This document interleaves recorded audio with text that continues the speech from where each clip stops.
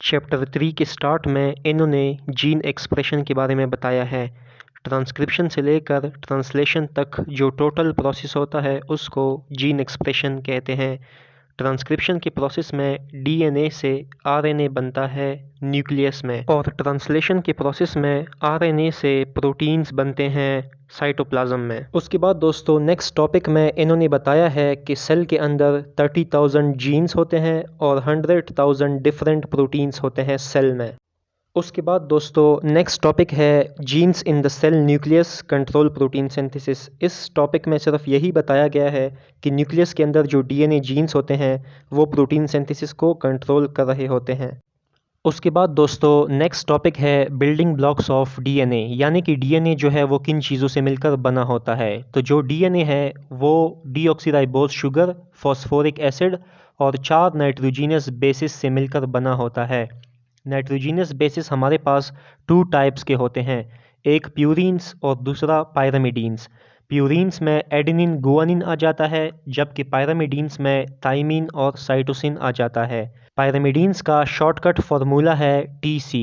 T का मतलब thymine, C का मतलब साइटोसिन। इस तरह से जो है आप पायरामिडीन्स को याद कर सकते हैं। इसके बाद दोस्तों नेक्स्ट टॉपिक है न्यूक्लियोटाइड्स। दोस्तों न्यूक्लियोटाइड्स टॉपिक के ऊपर मैंने ऑलरेडी वीडियो बनाई है जो कि आप मेरे चैनल पर जाके देख सकते हैं। अब दोस्तों आपको न्यूक्लियोटाइड और न्यूक्लियोसाइड में फ़र्क का पता होना चाहिए। न्यूक्लियोसाइड में हमारे पास बेस प्लस शुगर होता है, जबकि न्यूक्लियोटाइड में हमारे पास बेस, शुगर और साथ में एक फॉस्फेट ग्रुप भी आके अटैच हो जाता है। तो जस्ट फॉस्फेट ग्रुप का फ़र्क है न्यूक्लियोटाइड और न्यूक्लियोसाइड में। उसके बाद दोस्तों नेक्स्ट टॉपिक में इन्होंने जेनेटिक कोड के बारे में बताया है कि जो जेनेटिक कोड होता है वो सेट ऑफ रूल्स होते हैं जिनको लिविंग सेल्स यूज़ करते हैं to translate information from DNA to protein, यानी कि लिविंग सेल्स डीएनए इंफॉर्मेशन को कन्वर्ट करते हैं प्रोटीन्स में इन सेट ऑफ रूल्स को यूज़ करके। अब दोस्तों नेक्स्ट टॉपिक में इन्होंने बताया है कि जेनेटिक कोड किस चीज़ से बना होता है। तो जो जेनेटिक कोड होता है वो कोडॉन से बना होता है, और कोडॉन जो है वो ट्रिपलेट्स ऑफ बेसिस से बना होता है, यानी कि जब 3 नाइट्रोजीनियस बेस आपस में अटैच हो तो इसको कोडॉन कहते हैं, और जब काफ़ी सारे कोडॉन एक दूसरे के साथ अटैच हो जाएं तो इसको जेनेटिक कोड कहते हैं। अब दोस्तों आपको पहले बॉक्स में नज़र आ रहा होगा कि 3 नाइट्रोजीनियस बेस एक दूसरे के साथ अटैच है जिसको सिंगल कोडॉन कहते हैं। उसके बाद दूसरे बॉक्स में मल्टीपल कोडॉन्स एक दूसरे के साथ अटैच है, और तीसरे बॉक्स में मल्टीपल कोडॉन्स एक दूसरे के साथ अटैच है जिसको जेनेटिक कोड भी कहते हैं। उसके बाद दोस्तों नेक्स्ट टॉपिक में इन्होंने ट्रांसक्रिप्शन प्रोसेस के बारे में बताया है कि जो सेल न्यूक्लियस के अंदर जो डीएनए कोड होता है वो ट्रांसक्राइब हो जाता है आरएनए कोड में in the process of transcription. उसके बाद दोस्तों नेक्स्ट टॉपिक में इन्होंने बताया है कि आरएनए जो है वो सिंथेसाइज होता है न्यूक्लियस में फ्रॉम डीएनए टेम्पलेट, क्योंकि जाहिर सी बात है यार, ट्रांसक्रिप्शन का प्रोसेस है तो डीएनए टेम्पलेट से आरएनए ही बनेगा ना। उसके बाद दोस्तों नेक्स्ट टॉपिक में इन्होंने आरएनए के बिल्डिंग ब्लॉक्स के बारे में बताया है कि आरएनए जो है वो राइबोज शुगर से बना होता है, जबकि डीएनए डीऑक्सीराइबोज शुगर से बना होता है। डीएनए में थाइमीन होता है, जबकि आरएनए में थाइमीन की बजाय यूरेसिल प्रेजेंट होता है। उसके बाद दोस्तों नेक्स्ट टॉपिक है फॉर्मेशन ऑफ आरएनए न्यूक्लियोटाइड। इस टॉपिक में दोस्तों इन्होंने वही सेम बात की है कि जो आरएनए न्यूक्लियोटाइड होता है वो डीएनए से बनता है ट्रांसक्रिप्शन के प्रोसेस में। अब दोस्तों नेक्स्ट टॉपिक है एक्टिवेशन ऑफ आरएनए न्यूक्लियोटाइड। दोस्तों आरएनए न्यूक्लियोटाइड की एक्टिवेशन इसलिए ज़रूरी होती है क्योंकि जो ट्रांसक्रिप्शन का प्रोसेस होता है उसके लिए एनर्जी रिक्वायर होती है। तो जब आरएनए न्यूक्लियोटाइड की एक्टिवेशन होती है तो तब जो है ट्रांसक्रिप्शन प्रोसेस के लिए जो एनर्जी रिक्वायर होती है वो अवेलेबल हो जाती है। अब दोस्तों आरएनए न्यूक्लियोटाइड की एक्टिवेशन कैसे होती है वो मैं आपको बताता हूँ।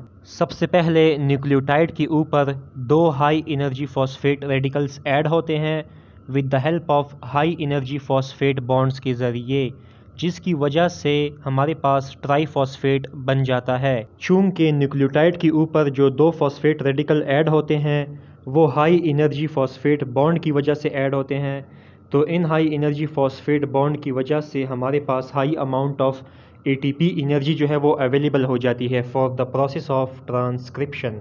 उसके बाद दोस्तों नेक्स्ट टॉपिक में इन्होंने ट्रांसक्रिप्शन प्रोसेस के बारे में डिटेल में बताया है। सबसे पहले दोस्तों डीएनए स्ट्रैंड के ऊपर एक रीजन होता है जिसको प्रोमोटर रीजन कहते हैं, आरएनए पॉलीमरेज़ जो है वो इस प्रोमोटर रीजन पे आके अटैच हो जाता है, और जिस जगह पे आरएनए पॉलीमरेज़ जो है वो आके अटैच होता है उस जगह से जो है डीएनए का जो डबल स्ट्रैंड होता है वो एक दूसरे से अलग हो जाता है। इसके अलावा दोस्तों आरएनए पॉलीमरेज़ जो होता है वो हाइड्रोजन बॉन्डिंग भी करता है between DNA and RNA nucleotide, और आरएनए पॉलीमरेज़ जो है वो ट्राईफॉस्फेट को ब्रेक कर देता है और जो एनर्जी होती है 2 फॉस्फेट रेडिकल्स की वो रिलीज़ करवा देता है, और न्यूक्लियोटाइड के ऊपर आखिरी तीसरा एक ही फॉस्फेट रेडिकल जो है वो बच जाता है। और ये जो एनर्जी रिलीज़ हुई होती है ये एनर्जी फिर जो है कोवलेंट बॉन्ड बनाती है बिटवीन राइबोज शुगर और न्यूक्लियोटाइड के ऊपर आखिरी जो एक फॉस्फेट रहता है उनके बीच में कोवलेंट बॉन्ड बनाती है। इसके बाद दोस्तों नेक्स्ट स्टेप में आरएनए पॉलीमरेज़ जो है वो डीएनए स्ट्रैंड के ऊपर मूव करता जाएगा।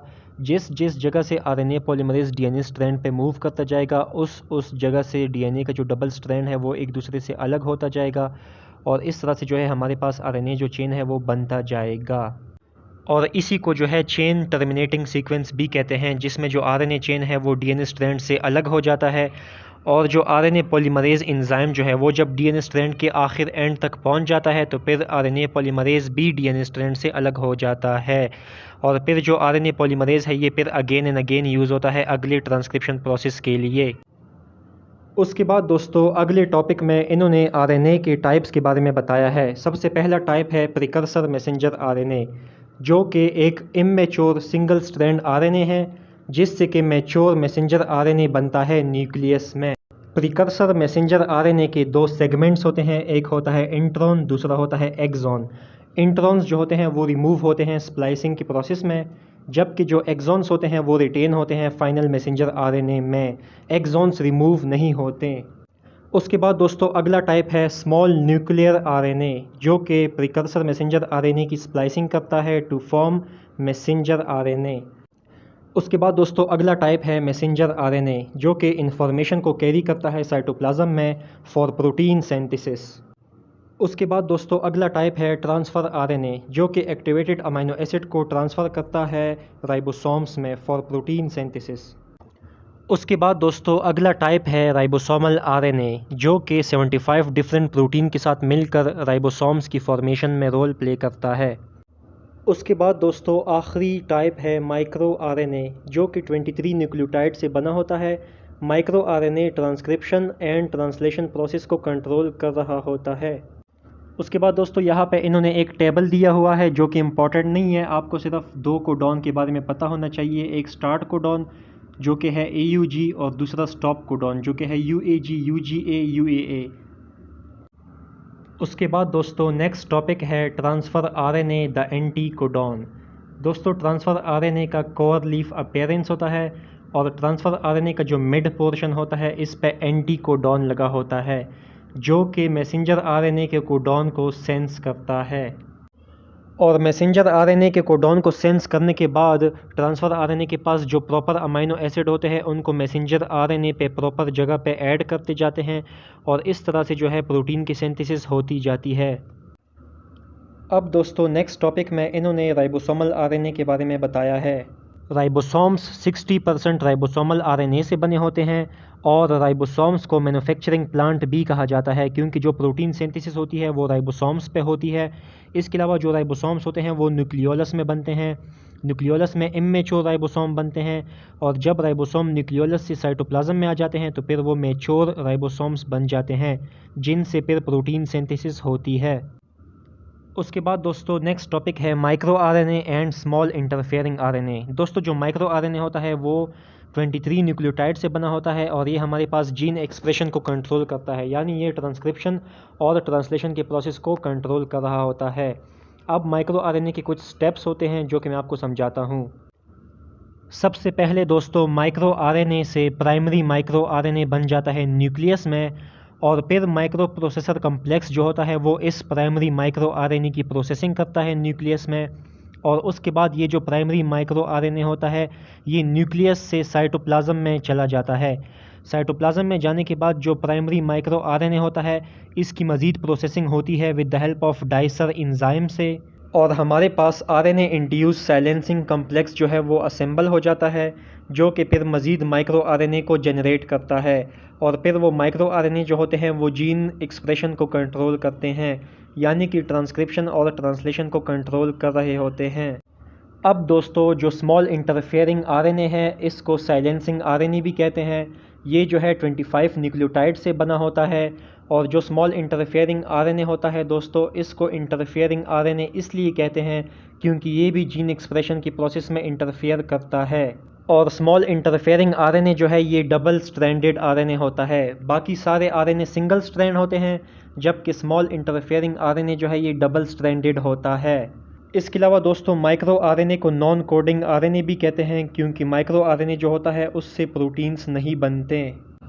अब दोस्तों नेक्स्ट टॉपिक में इन्होंने ट्रांसलेशन प्रोसेस के बारे में डिटेल में बताया है और पॉलीराइबोसोम के बारे में बताया है कि जब मैसेंजर आरएनए पे 3 to 10 राइबोसोम्स अटैच हो तो इसको पॉलीराइबोसोम्स कहते हैं। अब दोस्तों हम ट्रांसलेशन प्रोसेस के बारे में बात करते हैं। गाइटन बुक में लिखा है कि हमारे पास 3 अमाइनो एसिड्स होते हैं, AA1, AA2 एंड AA20। सबसे पहले स्टेप में दोस्तों अमाइनो एसिड की एक्टिवेशन होती है। अमाइनो एसिड की एक्टिवेशन ऐसे होती है कि ATP के साथ अमाइनो एसिड कंबाइन हो जाता है और हमारे पास adenosine monophosphate amino acid complex बन जाता है। अब दोस्तों हमारे पास जो अमाइनो एसिड है ये एक्टिवेटेड अमाइनो एसिड बन चुका है। अब दोस्तों सेकंड स्टेप में एक्टिवेटेड अमाइनो एसिड के साथ ट्रांसफ़र आरएनए कंबाइन हो जाएगा और हमारे पास activated amino acid transfer RNA complex बन जाएगा। उसके बाद दोस्तों तीसरे स्टेप में वही पुराना किस्सा स्टार्ट हो जाएगा कि जो ट्रांसफ़र आरएनए है वो इस एक्टिवेटेड अमाइनो एसिड को आरएनए चेन के ऊपर ट्रांसफ़र कर देगा। ट्रांसफ़र आरएनए का एंटी कोडॉन रीजन जो है वो मैसेंजर आरएनए के कोडॉन रीजन को सेंस करेगा और प्रॉपर अमाइनो एसिड को मैसेंजर आरएनए पे प्रॉपर सीक्वेंस में ऐड करता जाएगा और इस तरह से हमारे पास प्रोटीन मॉलिक्यूल की फॉर्मेशन हो जाएगी। इसके अलावा दोस्तों हमारे पास एक एंजाइम होता है पेप्टिडाइल ट्रांसफरेज, जो कि राइबोसोम्स में प्रेजेंट होता है। ये एंजाइम जो है पेप्टिडाइल ट्रांसफरेज ये अमाइनो एसिड्स के बीच में पेप्टाइड बॉन्ड्स बनाता है और इस तरह से अमाइनो एसिड एक दूसरे के साथ अटैच हो जाते हैं और हमारे पास प्रोटीन की फॉर्मेशन हो जाती है। ट्रांसलेशन के प्रोसेस में 4 high energy phosphate bonds use होते हैं अमाइनो एसिड को प्रोटीन चेन के ऊपर ऐड करने के लिए। उसके बाद दोस्तों नेक्स्ट टॉपिक है control of gene function and biochemical activity in cells. इस टॉपिक में दोस्तों बताया गया है कि सेल के अंदर जो बायोकेमिकल एक्टिविटी होती है वो 2 तरह से कंट्रोल होती है। एक जेनेटिक रेगुलेशन जिसमें जीन प्रोडक्ट की फॉर्मेशन कंट्रोल होती है और दूसरा एंजाइमेटिक रेगुलेशन जिसमें एंजाइम के एक्टिविटी लेवल्स को कंट्रोल किया जाता है। उसके बाद दोस्तों नेक्स्ट टॉपिक है जेनेटिक रेगुलेशन। इस टॉपिक में सिर्फ यही बताया गया है कि जीन एक्सप्रेशन के प्रोसेस के रेगुलेशन को जेनेटिक रेगुलेशन कहते हैं। उसके बाद दोस्तों इन्होंने बताया है कि जीन एक्सप्रेशन को प्रोमोटर भी कंट्रोल करता है। यूकैरियोट्स के प्रोमोटर रीजन पर 7 बेसिस का सीक्वेंस होता है जिसको टाटा बॉक्स कहते हैं, जिस पर टाटा बाइंडिंग प्रोटीन बाइंड होती है और कुछ ट्रांसक्रिप्शन फैक्टर्स होते हैं जिनको collectively transcription factor 2D complex कहा जाता है। ये जो ट्रांसक्रिप्शन फैक्टर 2D कम्प्लेक्स होता है ये DNA और RNA पॉलीमरेज 2 के साथ बाइंड होता है ताकि ट्रांसक्रिप्शन की प्रोसेस को फैसिलिटेट करे। इसके बाद दोस्तों नेक्स्ट टॉपिक है control of intracellular function by enzyme regulation, जिसमें हम सबसे पहले एंजाइम इनहिबिशन के बारे में स्टडी करेंगे। दोस्तों एंजाइम इनहिबिशन में क्या होता है कि हमारे पास एक सब्सटेंस होता है जिसको इनहिबिटर कहा जाता है। ये जो इनहिबिटर होता है ये एंजाइम के एक्टिव साइट के साथ बाइंड हो जाता है, जिसकी वजह से जो सबस्ट्रेट होता है वो एंजाइम के साथ बाइंड नहीं हो सकता। तो इस तरह से जो है एंजाइम इनहिबिशन हो जाती है। इसके बाद दोस्तों दूसरा है एंजाइम एक्टिवेशन। दोस्तों नॉर्मली एंजाइम्स इनएक्टिव होते हैं, लेकिन जब एंजाइम की ज़रूरत हो तो फिर एंजाइम्स एक्टिवेट हो जाते हैं। फॉर एग्ज़ाम्पल जब सेल में ATP की कमी हो तो फिर सेल को प्रॉपर एनर्जी नहीं मिल पाती। ऐसी सिचुएशन में जो कुछ ATP बचे रहते हैं सेल में उनकी ब्रेकडाउन हो जाती है और ATP की ब्रेकडाउन की वजह से साइक्लिक EMP जो है वो बन जाता है। साइक्लिक ईएमपी जो है वो फिर एंजाइम फॉस्फोराइलेज को एक्टिवेट करवा देता है। एंजाइम फॉस्फोराइलेज जो है वो फिर आगे ग्लूकोज फॉर्मेशन करवाता है। ग्लूकोज फॉर्मेशन जब होती है तो आप लोगों को पता ही है कि ग्लूकोज जो है वो एनर्जी प्रोवाइड करता है। तो ऐसी सिचुएशन में जो सेल की जो एनर्जी रिक्वायरमेंट होती है वो पूरी हो जाती है ग्लूकोज से। तो जो साइक्लिक ईएमपी है वो हमारे पास एंजाइम एक्टिवेटर होता है। अब दोस्तों नेक्स्ट टॉपिक में सेल रिप्रोडक्शन और सेल के लाइफ साइकिल के बारे में बताया है। एक सेल रिप्रोडक्शन से नेक्स्ट सेल रिप्रोडक्शन तक का जो पीरियड होता है उसको लाइफ साइकिल कहते हैं। जब मेमिलियन सेल्स रैपिडली रिप्रोड्यूस हो रहे होते हैं तो उनका लाइफ साइकिल 10 to 30 आवर्स होता है। सेल साइकिल में पेरेंट सेल डिवाइड होता है 2 डॉटर सेल में, और फिर 2 डॉटर सेल आगे 4 सेल में डिवाइड होती है, और फिर 4 सेल जो है वो आगे 8 सेल्स में डिवाइड होती हैं, और इस तरह से जो है सेल साइकिल चलता रहता है। अब दोस्तों नेक्स्ट टॉपिक है cell reproduction begins with DNA replication. इस टॉपिक में दोस्तों हम डीएनए रेप्लिकेशन के बारे में स्टडी करेंगे। अब दोस्तों डीएनए रेप्लिकेशन के कुछ स्टेप्स होते हैं। सबसे पहले स्टेप में हेलिकेज एंजाइम जो है वो डीएनए की डबल स्ट्रैंड को एक दूसरे से अलग करता है और रेप्लिकेशन फॉर्क जो है वो बन जाता है। अब दोस्तों सेकंड स्टेप में हमारे पास एक दूसरा एंजाइम होता है जिसका नाम है प्राइमेज। ये जो प्राइमेज एंजाइम होता है दोस्तों ये आरएनए बेसिस को ऐड करता है सिंगल स्ट्रैंड के ऊपर और हमारे पास शॉर्ट आरएनए सेगमेंट बना देता है जिसको प्राइमर कहते हैं। अब ये जो प्राइमर रीजन होता है स्टेप 3 में इस प्राइमर के साथ डीएनए पॉलीमरेज एंजाइम अटैच हो जाता है और डीएनए पॉलीमरेज एंजाइम जो है वो डीएनए बेसिस को ऐड करता जाता है सिंगल स्ट्रैंड के ऊपर 5 प्राइम टू 3 प्राइम डायरेक्शन में, और इस तरह से जो है हमारे पास डीएनए का डबल स्ट्रैंड जो है वो बनता जाता है और डीएनए पॉलीमरेज डीएनए स्ट्रैंड के ऊपर मूव करता जाता है। और ये जो डीएनए का डबल स्ट्रैंड बनता जाता है ये बिल्कुल एग्जैक्ट सेम कॉपी होती है ओरिजिनल डीएनए की, या फिर आप कह सकते हैं कि ये बिल्कुल एग्जैक्ट सेम रेप्लिका होती है ओरिजिनल डीएनए की। इस वजह से इस प्रोसेस को जो है डीएनए रेप्लिकेशन कहते हैं। इसके बाद दोस्तों नेक्स्ट टॉपिक है DNA repair, DNA proof reading and mutation. दोस्तों डीएनए रिपेयर प्रूफ रीडिंग के प्रोसेस में क्या होता है कि कुछ इम्प्रॉपर न्यूक्लियोटाइड जो है वो मैचअप होते हैं ओरिजिनल डीएनए के न्यूक्लियोटाइड्स के साथ। फिर हमारे पास कुछ स्पेशल एंजाइम्स होते हैं जो कि डीएनए पॉलीमरेजेस एंड डीएनए लाइगेसेस होते हैं। ये जो एंजाइम्स होते हैं दोस्तों ये डिफेक्टिव एरियाज़ को कट आउट कर देते हैं और इनको जो है रिप्लेस कर देते हैं विद प्रॉपर कम्प्लीमेंट्री न्यूक्लियोटाइड के साथ। तो इस प्रोसेस को जो है डीएनए रिपेयर प्रूफ रीडिंग कहते हैं। उसके बाद दोस्तों नेक्स्ट टॉपिक में म्यूटेशन के बारे में बताया गया है कि जब ट्रांसक्रिप्शन प्रोसेस में कुछ मिस्टेक आ जाए तो इसको म्यूटेशन कहते हैं। म्यूटेशन की सूरत में एबनॉर्मल प्रोटीन्स की फॉर्मेशन होती है जिसकी वजह से सेल में एबनॉर्मल फंक्शंस होते हैं और समटाइम्स सेल डेथ भी हो सकती है। उसके बाद दोस्तों नेक्स्ट टॉपिक है क्रोमोसोम्स एंड देयर रेप्लिकेशन।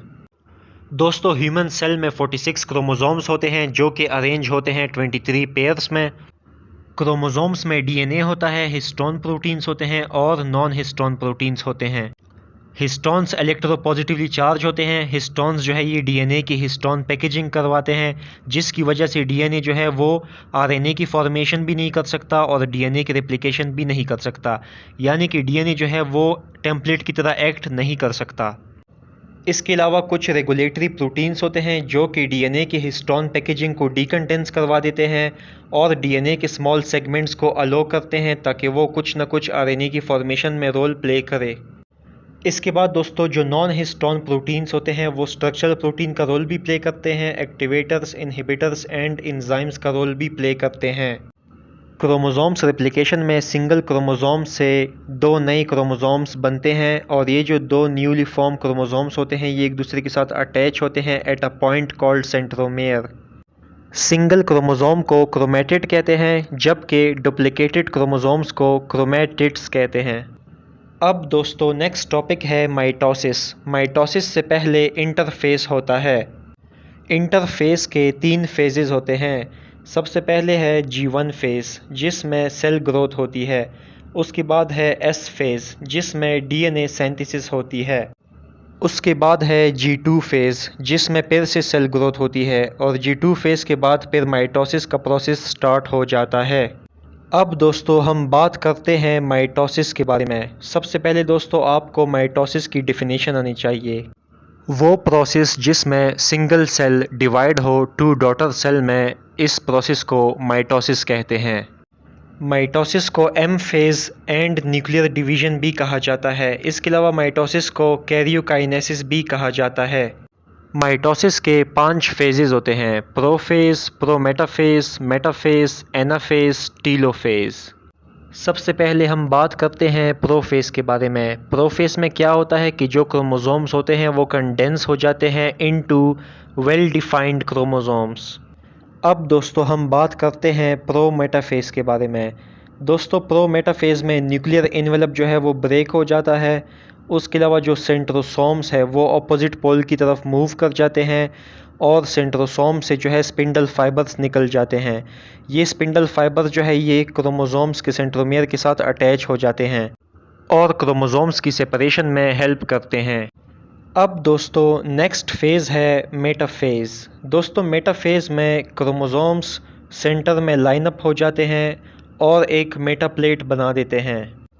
अब दोस्तों नेक्स्ट फेज़ है एनाफेज़। दोस्तों एनाफेज़ में क्या होता है कि जो स्पिंडल फाइबर्स होते हैं वो क्रोमोसोम्स को अपनी तरफ खींचते हैं दोनों साइड से, और जो दो क्रोमोसोम्स एक दूसरे के साथ अटैच हुए होते हैं वो एक दूसरे से अलग हो जाते हैं, जैसा कि आपको डायग्राम में नज़र आ रहा होगा। क्रोमोसोम के सेंट्रोमेयर के ऊपर एक प्रोटीन होता है जिसका नाम है काइनेटोकोर। इस काइनेटोकोर के साथ जो है स्पिंडल फाइबर अटैच होता है।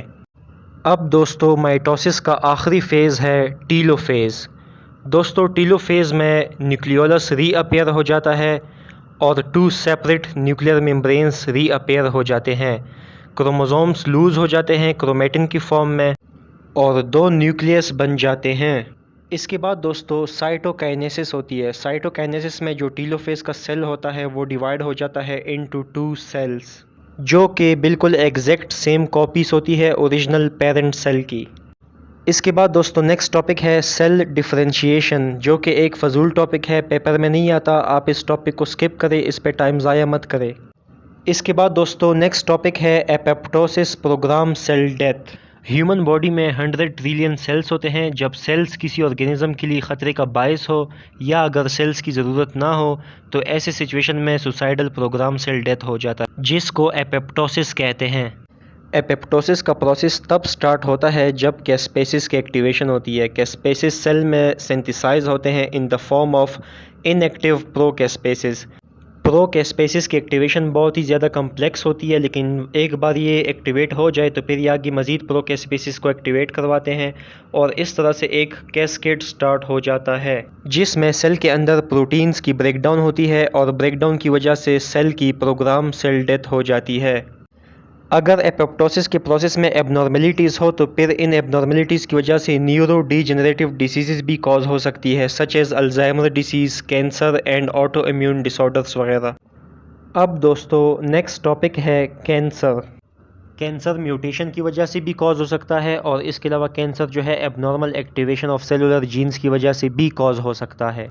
प्रोटोऑन्कोजीन्स नॉर्मल जीन्स होते हैं जो कि उन प्रोटीन्स की कोडिंग करते हैं जो proteins cell growth, cell addition and cell vision को कंट्रोल कर रहे होते हैं। अगर प्रोटोऑन्कोजीन्स में म्यूटेशन हो जाए तो फिर ये प्रोटोऑन्कोजीन्स जो है ये एबनॉर्मल ऑन्कोजीन्स बन जाएंगे जो कि कैंसर कॉज करते हैं। इसके अलावा हमारे पास कुछ एंटी ऑन्कोजीन्स होते हैं जो कि ऑन्कोजीन्स की एक्टिवेशन को सप्रेस करते हैं। अगर हमारे पास एंटी ऑन्कोजीन्स एब्सेंट होगा तो फिर हमारे पास ऑन्कोजीन्स की एक्टिवेशन हो जाएगी जो कि एबनॉर्मल जीन है और कैंसर कॉज करता है। इसके बाद दोस्तों नेक्स्ट पैराग्राफ में बताया गया है कि कौन कौन सी चीज़ों से म्यूटेशन या कैंसर कॉज हो सकता है। सबसे पहले पॉइंट में बताया है कि X rays, gamma rays, ultraviolet light जो है ये कैंसर या म्यूटेशन कॉज कर सकती है। उसके बाद दूसरे पॉइंट में बताया है कि कुछ केमिकल सब्सटेंसेस भी कैंसर कॉज कर सकते हैं जिनको कार्सिनोजेंस कहा जाता है। फॉर एग्जांपल सिगरेट स्मोक भी एक कार्सिनोजेन है जो कि कैंसर कॉज करता है। इसके अलावा एनिलीन डाई डेरिवेटिव्स जो है ये भी म्यूटेशन कॉज करते हैं। इसके बाद तीसरे पॉइंट में बताया है कि फिज़िकल इरिटेंट्स जो होते हैं वो भी कैंसर कॉज करते हैं और अगर माइटोसिस का प्रोसेस जितना ज़्यादा रैपिडली होगा उतनी ज़्यादा हायर चांसेस होंगे म्यूटेशन के। इसके बाद चौथे पॉइंट में बताया गया है कि कुछ फैमिलीज़ में स्ट्रॉन्ग हेरिडिटरी टेंडेंसी होती है कैंसर की, कुछ फैमिली मेम्बर्स जो है वो म्यूटेटेड जीन्स को इनहेरिट करते हैं दूसरे फैमिली मेम्बर से। इसके बाद 5वें पॉइंट में डीएनए वायरस और आरएनए वायरस के बारे में बताया है। डीएनए वायरस के केस में क्या होता है कि डीएनए का जो स्ट्रैंड होता है वो ख़ुद को डायरेक्टली क्रोमोसोम के अंदर इंसर्ट कर देता है और फिर वहाँ पे म्यूटेशन कॉज करता है। जबकि आरएनए के केस में क्या होता है कि एक एंजाइम होता है रिवर्स ट्रांसक्रिप्टेज, जो कि ट्रांसक्रिप्शन की प्रोसेस को रिवर्स करता है। ट्रांसक्रिप्शन की प्रोसेस में डीएनए से आरएनए बन रहा था ना, लेकिन रिवर्स ट्रांसक्रिप्शन की प्रोसेस में क्या होगा कि आरएनए से वापस डीएनए बन जाएगा, ठीक है ना। और फिर ये जो डीएनए होगा ये अपने आप को इंसर्ट कर देगा क्रोमोसोम के अंदर और फिर वहाँ पे म्यूटेशन कॉज करेगा in the presence of enzyme reverse transcriptase. इसके बाद दोस्तों नेक्स्ट टॉपिक है invasive characteristic of cancer cell, जिसमें कैंसर सेल की खसूसियात के बारे में बताया है। सबसे पहले पॉइंट में बताया है कि नॉर्मल सेल्स के लिए जिन ग्रोथ फैक्टर्स की ज़रूरत होती है कैंसर सेल के लिए उन ग्रोथ फैक्टर्स की ज़रूरत नहीं होती। कैंसर सेल्स उन ग्रोथ फैक्टर्स के बगैर भी ग्रो कर जाते हैं। उसके बाद दोस्तों नेक्स्ट पॉइंट में बताया गया है कि जो कैंसर सेल्स है वो टिश्यू से भी गुजरते हैं, ब्लड स्ट्रीम में भी जाते हैं, सारी बॉडी में ट्रांसपोर्ट होते हैं और न्यू कैंसर सेल की ग्रोथ के लिए जगह बनाते जाते हैं। उसके बाद दोस्तों तीसरे पॉइंट में बताया है कि कुछ कैंसर जो है वो एंजियोजेनिक फैक्टर्स प्रोड्यूस करते हैं। ये जो एंजियोजेनिक फैक्टर्स होते हैं ये फिर आगे ब्लड वेसल्स को कैंसर में ग्रो करवाते हैं ताकि कैंसर ग्रोथ के लिए जो भी न्यूट्रिएंट्स रिक्वायर हो उनकी सप्लाई हो। अब दोस्तों चैप्टर का आखिरी टॉपिक है वाई डू कैंसर सेल्स किल। इसका आंसर सिंपल है, क्योंकि कैंसर टिश्यू जो होते हैं वो नॉर्मल टिश्यू के साथ मुकाबला करते हैं न्यूट्रिएंट्स हासिल करने के लिए, जिसकी वजह से जो नॉर्मल टिश्यूज़ होते हैं उनको प्रॉपर न्यूट्रिएंट्स नहीं मिलते और नॉर्मल टिश्यूज़ की न्यूट्रिटिव डेथ हो जाती है। जब किसी इंजरी की वजह से सेल डेथ हो तो उसको नेक्रोसिस कहते हैं। तो गाइस यहाँ पे चैप्टर 3 भी फिनिश हो चुका है और यूनिट 1 भी फिनिश हो चुका है। अब इस चैप्टर में से एग्ज़ाम के हवाले से जो इम्पोर्टेंट क्वेश्चंस है वो आपको स्क्रीन पे शो हो रहे होंगे। तो फिर नेक्स्ट वीडियो में हम लोग यूनिट 2 स्टार्ट करेंगे। तब तक के लिए दुआ में याद रखिएगा। अल्लाह हाफिज़।